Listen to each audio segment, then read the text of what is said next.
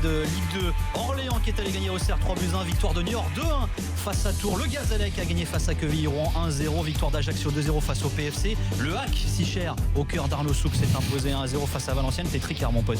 2-2 entre Nancy et Sochaux. Lorient, le Lorient de Mickaël Landreau s'est imposé 2-0 à Clermont et Reims s'est imposé à Bourg 3-0. Et ça, je sais que ça va faire plaisir à Alpha. Il y a des résultats en national. Je sais que tu les veux.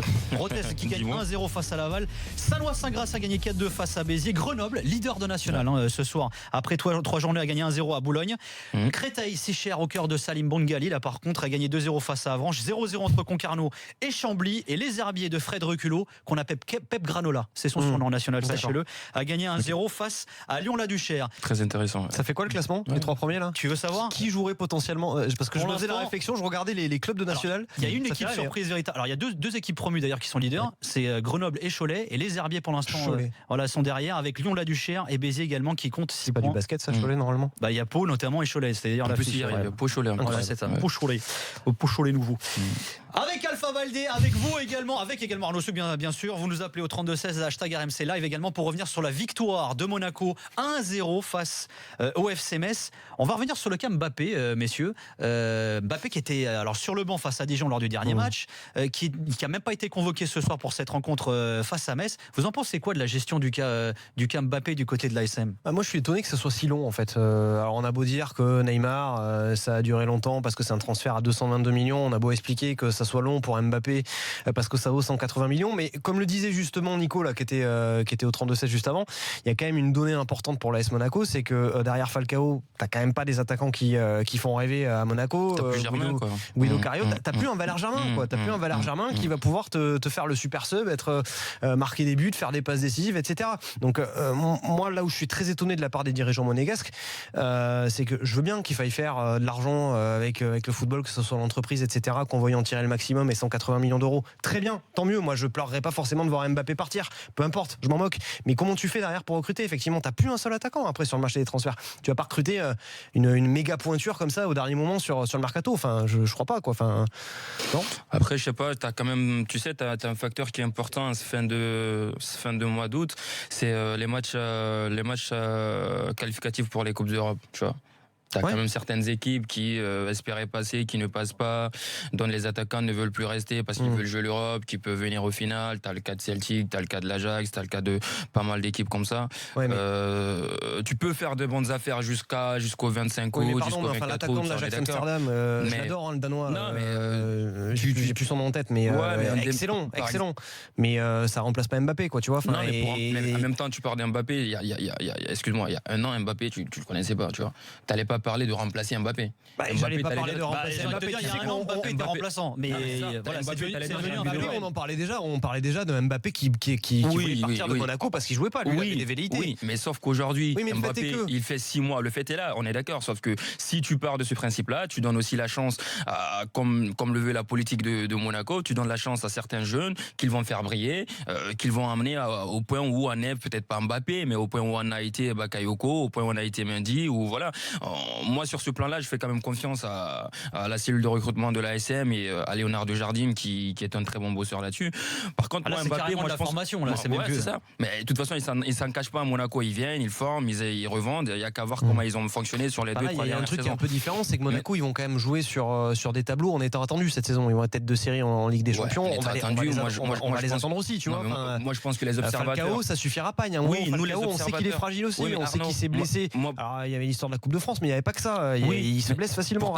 Tout ça, moi je te dis Arnaud, nous les observateurs et les supporters, peut-être d'autres équipes et Monaco qui a fait mal à Paris la saison dernière, Monaco qui a fait cette belle épopée en Champions League, ils sont pas là pour faire dans la durée, au niveau des résultats. Ils sont là pour rester peut-être derrière Paris, pour faire le podium, pour faire un parcours honnête en Ligue un parcours pas dégueulasse en Ligue des Champions, et voilà, ils sont pratiquement là pour ça. De toute façon, ils auraient dépensé beaucoup plus. C'est ce qu'ils ont dit. Ils ont dit si on va Mbappé, on va recruter du lourd. Écoutons ce qu'a déclaré, ce qu'a dit justement Leonardo Jardim, l'entraîneur de l'AS Monaco, alors qui s'est exprimé justement sur cette absence de Mbappé. Alors sanctionné par le club ou pas Kylian Mbappé, voici la réponse de l'entraîneur portugais. Je crois que jamais nous avons l'habitude de punir notre joueur. Minimum, c'est tout pour dire protéger. Ouais, ça c'est peut-être un mot plus adapté. Parce que peut-être avec toute cette chose à côté d'un gamin de 18 ans, ça c'est notre responsabilité. Protéger un jour comme ça. Voilà, c'était Leonardo Jardim en conf de presse, donc devant les journalistes, qui a justifié l'absence de Kylian Mbappé de la liste. Alors il le dit, voilà, c'est pour le protéger, c'est de la com. Oui, c'est de la com. Moi, je trouve que c'est de la com. Oui, c'est un peu des deux. Il y a de la com, il y a de la com parce qu'il faut la faire quand même. Il faut essayer d'apporter une réponse et d'essayer d'éteindre un petit peu l'incendie. C'est pas son choix lui. Donc mais c'est surtout, oui, c'est pour le protéger. Faut pas oublier que c'est un gamin, un super gamin qui, je l'ai répété encore une fois, il y a quelques mois, ne s'attendait pas du tout à ce tourbillon médiatique qu'il y a autour de lui, et l'entourage, faut le dire quand même bien, a fait beaucoup de choses cet été qui ont échappé au gamin. Donc au final, Kylian, tu le fais pas jouer. On sait que dans la tête du gamin aujourd'hui, du joueur, c'est pas facile à cet âge-là. Quand on parle de toi un peu partout, tu le vois agir sur les réseaux sociaux. Kylian Mbappé, il a pas. Non, mais justement, ça c'est des bons conseils, ça. Ça on le sait qu'au niveau de la communication, Kylian, depuis. Je veux dire, il est grand. Je veux dire, quand il pose des tweets. Non, il est grand, Arnaud. Mais oui, mais en 3 langues, je reviens à Mbac. Oui, mais on sait qu'il s'amuse un petit peu. Monaco, tu vois, avec Mekedo pas, Mekedo pas en Angleterre, avec son maillot de l'AS Monaco, avec son petit frère sur les chaussures et tout. Voilà. Oui, mais on sait que c'est la génération. C'est une génération. Oui, sauf que lui, il le fait. Oui, mais il le fait de manière assez. Je sais pas si c'est le mot, tu vois, mais enfin le maillot de l'AS Monaco, dans chacun de ses tweets, dans chacune de ses photos, tu le vois bien, quoi, tu vois. Oui, ça, je veux dire. Oui, mais c'est comme je te le disais tout à l'heure, Bernard Mendy le faisait aussi. C'est une génération qui utilise beaucoup les réseaux sociaux, ça tu l'empêches pas. Maintenant, comme je dis, je suis d'accord. Benjamin Mendy. Bernard Mendy, il est aussi sur les réseaux sociaux. On l'embrasse d'ailleurs, Bernard. Benjamin plutôt qui est parti à City. Mais oui, moi je trouve que c'est de la protection parce que faut quand même le mettre de côté un petit peu sur tout ce qui se passe. Tu le fais jouer, le gamin, il va être scruté. On va lui poser que ces questions-là. Il y aura à chaque fois ce transfert-là qui va revenir. D'ici la fin du mercato, tu essaies de voir s'il y a véritablement une offre parce que Monaco ne veut pas forcément qu'il aille du côté du PSG et le clan veut que lui il aille du côté du PSG. Donc voilà, tu sors un petit peu de tout ce timbroglio et tu lui dis écoute, repose-toi un petit peu, refais-toi des idées neuves, après tu reviens. Quel est votre avis sur la gestion du Mbappé de la part de l'AS Monaco? On les attend au 32-16, hashtag RMC Live pour réagir. On accueille Pierre-Antoine, supporter de l'ASM qui nous a appelé au 32-16. Salut Pierre-Antoine. Oui, bonsoir à vous. Bonsoir. Salut. Qu'est-ce que t'en penses toi de la gestion de ce cas Kylian Mbappé de la part des Monégasques? Alors moi j'entends beaucoup parler d'Mbappé en tant que supporter monégasque en ce moment et je vous avoue que je pense qu'il en a plus marre que moi, ça c'est sûr, mais nous on en a un peu marre, on en a un peu ras-le-bol aussi et je pense qu'il faut, si on peut plus parler de l'attaque monégasque moi ce soir. Effectivement, il nous manque. Enfin, je pense que là, on l'a tous vu ce soir. C'est clair. Enfin, de toute façon, on va pas en parler des heures. Mais il va falloir que ce cas soit réglé très vite, alors qu'on arrive déjà à la fin du mercato. Mais il va falloir que ça se règle. Il va falloir qu'il y ait une parce que là, la situation quand même, elle devient assez préoccupante pour tout le monde, que ce soit pour le joueur, que ce soit pour le club, que ce soit pour les clubs qui le recherchent et qui sont sur lui. Moi, je trouve que c'est pas sain ce qui se passe en ce moment et c'est encore. Enfin, je trouve que pour lui c'est pas cool en fait parce que les médias parlent énormément de lui. Enfin, je vois. Mais c'est le jeu, Pierre-Antoine, c'est normal. C'est l'une des pépites du foot français. Non, mais à 18 ans, quand il y a une Coupe du Monde en ligne de mire. C'est vrai que bien sûr il a ébloui la planète football depuis 6 mois et c'est incroyable ce qu'il a fait et voilà.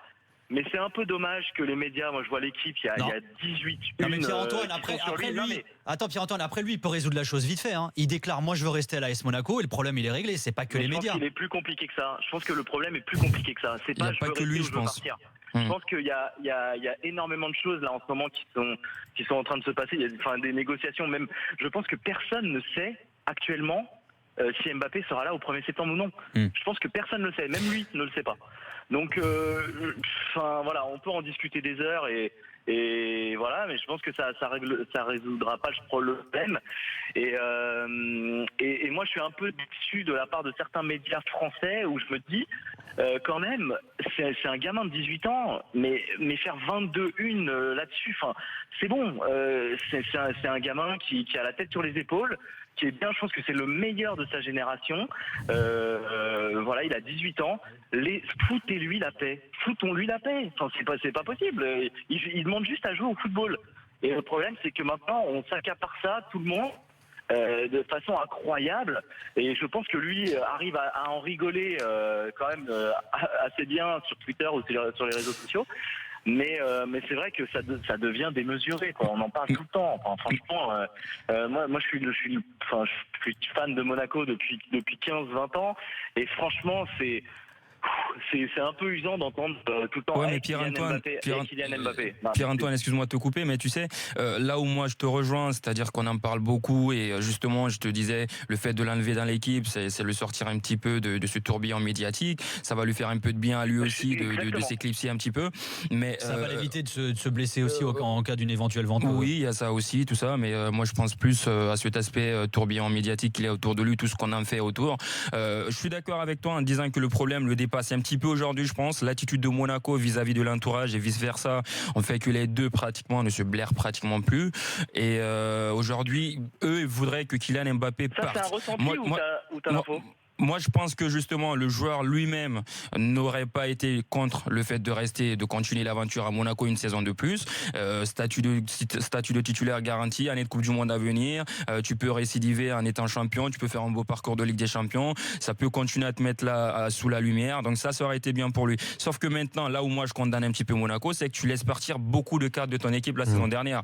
Et contrairement à ce qui a retenu Verratti au PSG, c'est-à-dire que Verratti n'est pas parti au Barça, on lui a dit tu vas. Non mais c'est ça que je veux pointer du doigt quand je disais tout à l'heure. C'est pas le même projet. Verratti, écoute Pierre-Antoine, Verratti il reste au PSG au final et on te ramène Neymar, on va te ramener peut-être un autre gars à côté. Donc ce qui fait que Verratti reste à partir du moment où il voit que Neymar va venir. Verratti reste. Verratti reste.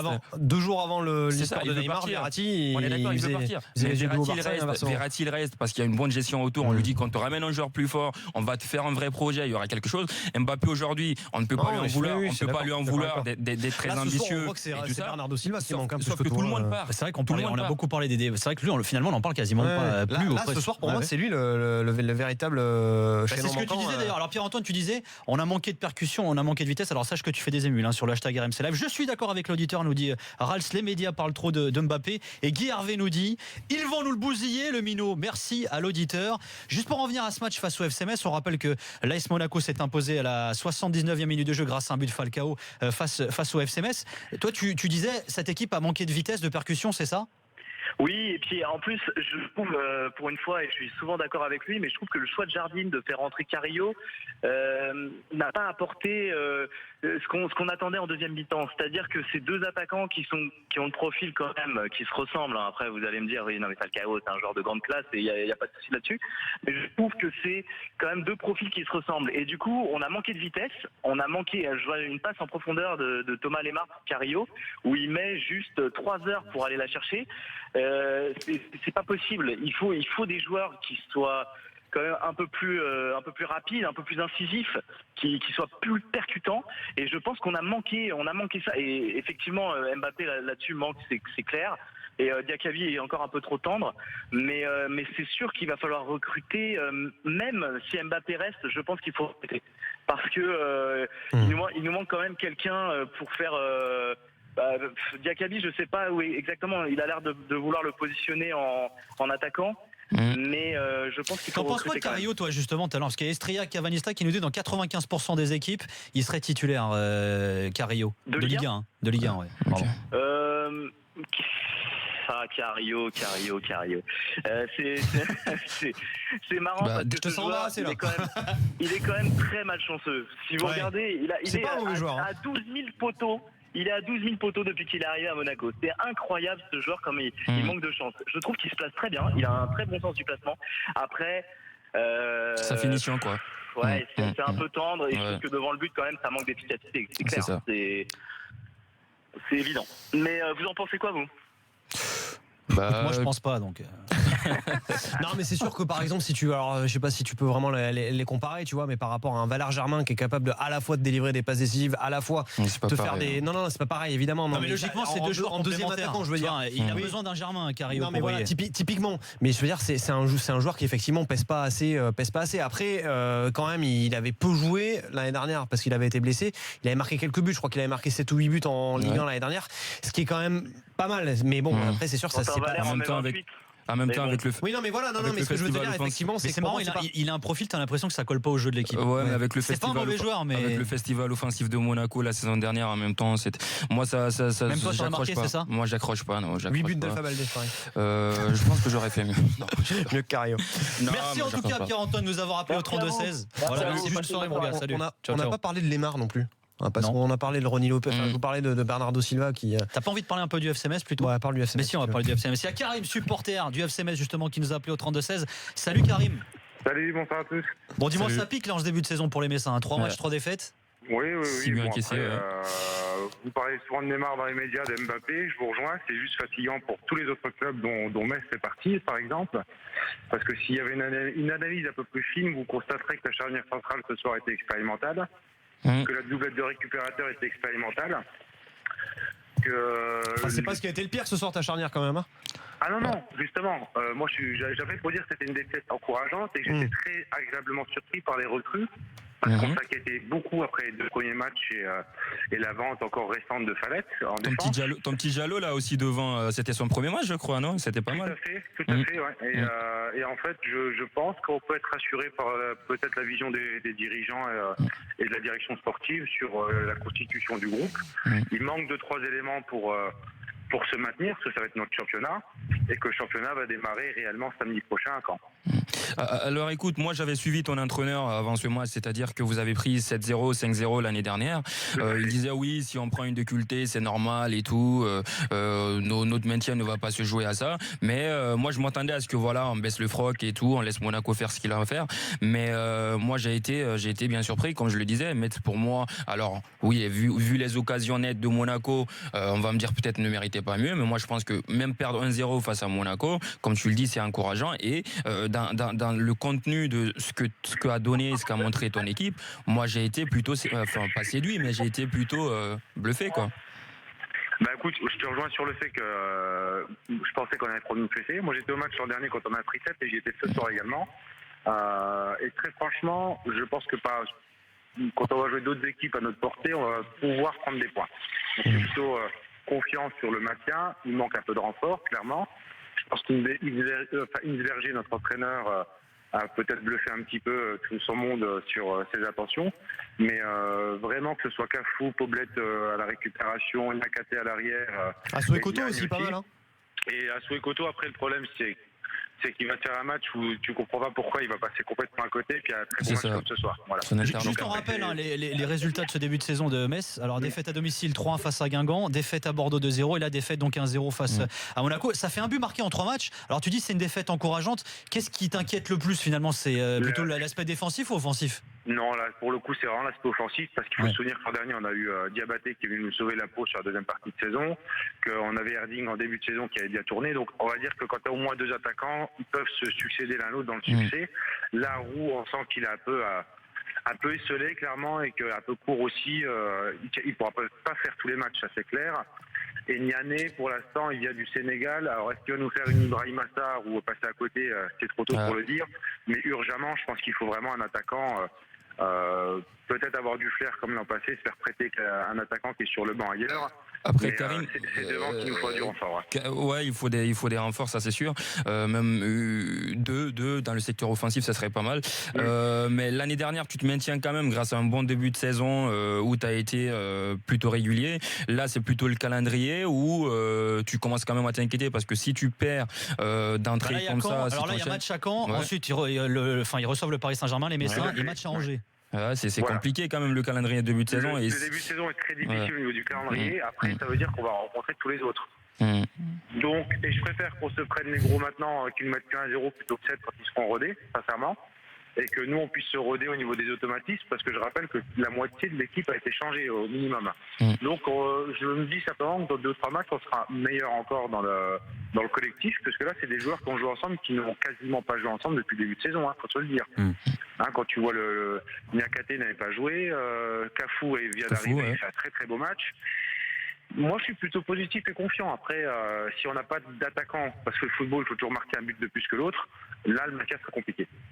Merci Karim en tout cas de nous avoir appelé au 32-16. Avec grand plaisir. Merci, à très bientôt Karim. bonne Vous aussi, vous nous appelez au 32-16 si vous voulez réagir. Hashtag RMC Live sur les réseaux sociaux. Tiens, David, supporter de l'AS Monaco, nous a appelé lui aussi au 32-16. Alors David n'est pas du tout d'accord avec Pierre-Antoine, le supporter de l'ASM qui nous a appelé tout à l'heure, voilà, et qui est revenu sur la gestion du cas Mbappé. Salut David. Oui, bonsoir à tous. Alors David ou Davy? Davy, of course, yeah, Davy. Bonsoir. Yeah, good evening, Davy. Alors, en quoi t'es pas d'accord avec notre auditeur de tout à l'heure, Pierre-Antoine? Ouais, je suis vraiment les amis. Ouais, je suis vraiment irrité par ce que j'ai entendu. Je comprends Pierre-Antoine, mais on va dire à sa décharge, enfin à sa charge plus exactement. Je suis supporter de l'AS Monaco depuis 1988. Donc je pourrais lui étaler à ce cher co-supporter. T'as 15 ans de plus que lui. Hein. Je vais pas révéler ton âge parce que ça se fait pas, mais t'as 15 piges de plus que lui. Voilà. Absolument. Et là où je suis en désaccord total, les amis, avec Pierre-Antoine, c'est que à compter du moment où j'ai suivi ce feuilleton Mbappé tout l'été, que l'AS Monaco et tout RMC en France m'entend, l'AS Monaco a proposé, chers amis, des émoluments multipliés par 9 à ce cher Kylian Mbappé, c'est-à-dire de passer son salaire net de 80 000 euros en principauté, 8 x 9, 72, à 720 000 euros net par mois, hors bonus, hors prime. Un contrat qu'il attendait, Davy, un contrat qu'il attendait, qu'il a tardé à signer parce qu'il attendait de voir comment le mercato, ses potes allaient se comporter, s'ils allaient rester ou pas, ou s'il allait avoir des offres sur la table de Monaco. Et ça, c'est du vrai, ça l'a attendu beaucoup de moments à Monaco. Mais vas-y, Davy, ce que tu veux dire, c'est quoi? Tu as raison dans ce que tu viens de dire, qu'il attendait un petit peu avant de signer, je suis d'accord avec toi. Mais il faut quand même y mettre un bémol, c'est que attendre de voir ce qui peut se passer dans des grosses écuries internationales pour venir un petit peu le solliciter, ça se comprend. Mais en revanche, à un moment donné, quand le gars il est mal encadré par son père, qui est son agent, et qui lui dit non, tu vas jouer à Paris, et le lendemain on apprend dans les journaux, et lui-même l'apprend qu'il va jouer au Real, moi tous les tweets que Mbappé a passés avec des marques qu'on ne peut pas citer en direct à l'antenne de célèbres chaussures de sport, où il dit je vais me retrouver il marque un temps d'arrêt et finalement il dit les amis vous le saurez très prochainement. On n'a pas le droit de jouer ni avec les nerfs des supporters, ni avec le club, ni avec un devoir moral et un devoir d'engagement. Il est engagé jusqu'en 2019, qui respecte son contrat. À partir du moment où Pierre-Antoine nous dit mais c'est un pauvre gamin, il a 18 ans, il est naïf, ça lui tombe dessus, et lui-même il en rigole, franchement je trouve que c'est assez malsain, effectivement, et on va aller beaucoup plus loin. C'est un joueur qui vise donc la prorogation des choix d'Didier Deschamps. Il a fait 4 apparitions, il a failli marquer, il a été auteur d'une passe décisive. D'accord, très bien. Mais à un moment donné, il faut un petit peu raison garder et se dire que soit je pars, soit je reste, mais à quelques jours de la fin du mercato, il faut savoir un petit peu remettre les choses dans l'ordre, et il est en train de pourrir la situation au sein du club. Ce soir, s'il n'y avait pas eu, les amis, un éclair de génie de Guézal, pour un finisseur comme Falcao, je pense que ce match nul qui se serait dessiné autant en rentrant de Saint-Symphorien à Monaco aurait pesé lourd, très très lourd. Vassiliev s'est disputé avec Mbappé dans les coulisses. On a Ribolovlev qui s'est, pardonnez-moi l'expression, qui s'est pris dans les mailles du filet du père d'Mbappé. Il arrive à un moment donné où il faut un petit peu savoir raison garder et se remettre la tête à l'endroit. Voilà. Eh bien, Davy, tu voulais alpaguer, interpeller Pierre-Antoine. Eh bien, Pierre-Antoine, il est encore avec nous. Rebonsoir, Pierre-Antoine. Les gars, confrontation. Voilà, le match. Le Monaquico, on va l'appeler. 2 supporters de l'AS Monaco. Pierre-Antoine, t'as quoi à répondre à Davy? Alors, je ne fais pas de match avec un co-supporter. Moi, justement, j'aime bien ceux qui ont un peu plus d'expérience que moi. Il l'a rappelé, donc c'est qu'il en est fier. Il a raison. Mais par contre, moi, j'ai pas dit que c'était un petit gamin naïf. Hein. J'ai jamais dit ça, par contre. Mais je trouve que tout ce qui passe autour de lui, et il faut bien rappeler que Mbappé n'est rien sans son clan. C'est le clan qui fait et le joueur, ça c'est encore autre chose. Enfin, pour moi, la personne Mbappé, c'est encore autre chose. Le petit gamin qui tweet, etc., c'est pas son clan. Et visiblement, celui qui prend les décisions et celui qui prend la décision de l'envoyer un peu partout, soit à Madrid, soit à Paris, soit en fonction des offres, et voilà, ça c'est plus son père. Tu t'es fait retourner le cerveau, Pierre-Antoine, là par Davy, là, c'est-à-dire il t'a remis dans le droit chemin, mon pote. Hein. Deux choses pour répondre à Pierre-Antoine. Pierre-Antoine, je ne suis pas d'accord. Son père gère ses affaires, très bien, mais il a 18 ans. À 18 ans, tu es majeur et vacciné. Deuxième chose, Mbappé mais pas dans le football, Davy. Pas dans le football. Alors, à 18 ans, ça va trop vite, tu gères pas tout. L'entourage est très présent. Je veux bien, mais une chose importante, les amis plus Pierre-Antoine, la team d'RMC plus Antoine, c'est qu'on ne viendra pas me contredire sur un fait ce soir, que Mbappé avait posé dans ces conditions pour paraffer son contrat le fait de garder des cadres. On en a parlé sur RMC, avec Nico, avec tout le monde, d'accord, il n'y a pas de souci. Là, je te rejoins. Mais autant il y a des cadres comme Silva, Bakayoko, Mendy, Germain et consorts qui sont partis, autant il faut aussi se rendre compte qu'on a quand même des pointures qui sont arrivées. On a Ghezal qui est arrivé, on a Jordi Mboula aussi qui, pour le moment... Des pointures. C'est pas une pointure. Ouais, mais t'as quelques pointures qui sont restées aussi. C'est des pointures parce qu'ils font du 46. Niveau sandal peut-être. Surtout ce qu'il faut dire, c'est que pour le coup, Kylian Mbappé, il devrait quand même se regarder aussi qui est resté. C'est-à-dire que pour l'instant, Lemar, on l'a annoncé à Arsenal, on l'a annoncé en Angleterre. Tu perds Bakayoko, tu récupères Youri Tillmans. J'aimerais qu'on en parle de Youri Tillmans.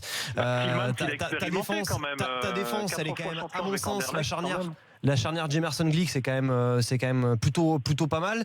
Devant t'as Falcao, enfin je veux dire, c'est pas que des gros nazes que t'as avec toi, quoi. Enfin.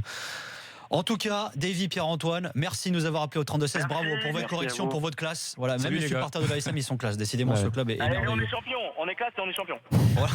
Voilà. C'est bien ce qui compte. Bonne soirée en tout cas, les gars. Merci beaucoup. Allez, bonne soirée. Merci. Voilà, bonne soirée. Voilà pour ce qui était de la gestion du cas Mbappé. On va revenir dans quelques instants. On va se projeter sur les affiches de demain, les autres affiches de cette troisième journée de Ligue 1. Il y a Lyon-Bordeaux notamment. Il y a Nice-Guingamp. Alors Nice qui va pas bien en ce moment. Il y a Rennes-Dijon. Il y a Montpellier-Strasbourg. 3 Nantes, Saint-Etienne-Amiens. Voilà, venez nous vendre, venez vous aussi briefer, nous exposer, nous parler, ce que vous voulez débattre de ces affiches de Ligue 1 sur le 32-16 avec Alpha Baldé et Arnaud Souk. A tout de suite.